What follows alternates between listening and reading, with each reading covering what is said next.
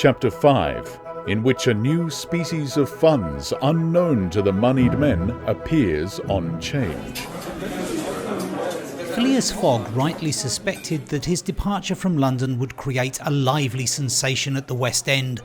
The news of the bet spread through the Reform Club and afforded an exciting topic of conversation to its members. From the club, it soon got out into the papers throughout England. The posted tour of the world was talked about, disputed, argued with as much warmth as if the subject were another Alabama claim. Some took sides with Phileas Fogg, but the large majority shook their heads and declared against him. It was absurd, impossible, they declared, that the tour of the world could be made, except theoretically and on paper, in this minimum of time and with the existing means of travelling. The Times, Standard, Morning Post and Daily News and 20 other highly respectable newspapers scouted Mr. Fogg's project as madness. The Daily Telegraph alone hesitatingly supporting him. People in general thought him a lunatic and blamed his Reform Club friends for having accepted a wager which betrayed the mental aberration of its proposer. Articles no less passionate than logical appeared on the question, for geography is one of the pet subjects of the English, and the columns devoted to Phileas Fogg's venture were eagerly devoured by all classes of readers. At first, some rash individuals, principally of the gentler sex, espoused his cause, which became still more popular when the Illustrated London News came out with his portrait, copied from a photograph in the Reform Club. A few readers of the Daily Telegraph even dared to say, "Why not? After all, stranger things have come to pass."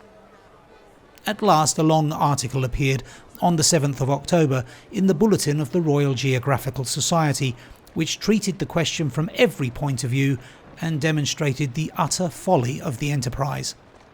Everything, it said, was against the travellers, every obstacle imposed alike by man and nature. A miraculous agreement of the times of departure and arrival, which was impossible, was absolutely necessary to his success. He might, perhaps, reckon on the arrival of trains at the designated hours in Europe, where the distances were relatively moderate. But when he calculated upon crossing India in 3 days and the United States in 7, could he rely beyond misgiving upon accomplishing his task? There were accidents to machinery, the liability of trains to run off the line, collisions, bad weather, the blocking up by snow. Were not all these against Phileas Fogg? Would he not find himself, when travelling by steamer in winter, at the mercy of the winds and fogs? Is it uncommon for the best ocean steamers to be 2 or 3 days behind time? But a single delay would suffice to fatally break the chain of communication. Should Phileas Fogg once miss, even by an hour, a steamer, he would have to wait for the next, and that would irrevocably render his attempt vain. This article made a great deal of noise and, being copied into all the papers, seriously depressed the advocates of the rash tourist.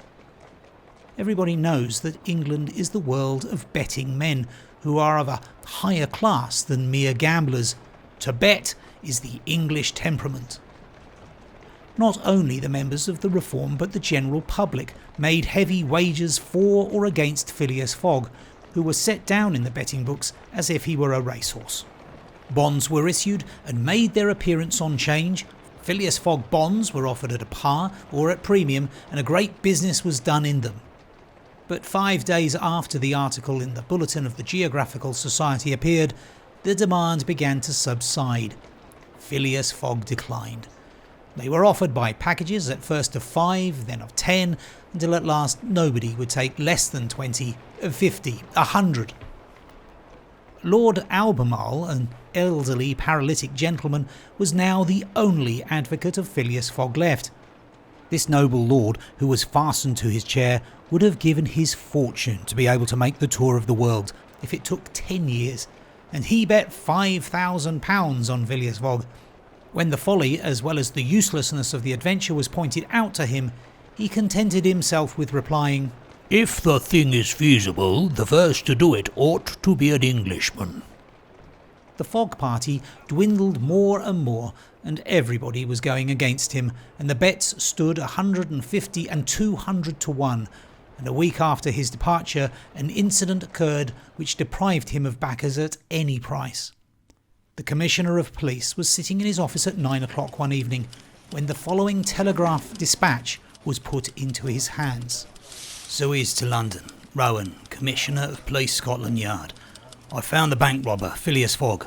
Send without delay. Warrant of arrest to Bombay. Fix. Detective. The effect of this dispatch was instantaneous. The polished gentleman disappeared to give place to the bank robber. His photograph, which was hung with those of the rest of the members at the Reform Club, was minutely examined, and it betrayed feature by feature the description of the robber which had been provided to the police. The mysterious habits of Phileas Fogg were recalled, his solitary ways, his sudden departure, and it seemed clear that, in undertaking a tour around the world on the pretext of a wager, he had had no other end in view than to elude the detectives and throw them off his track.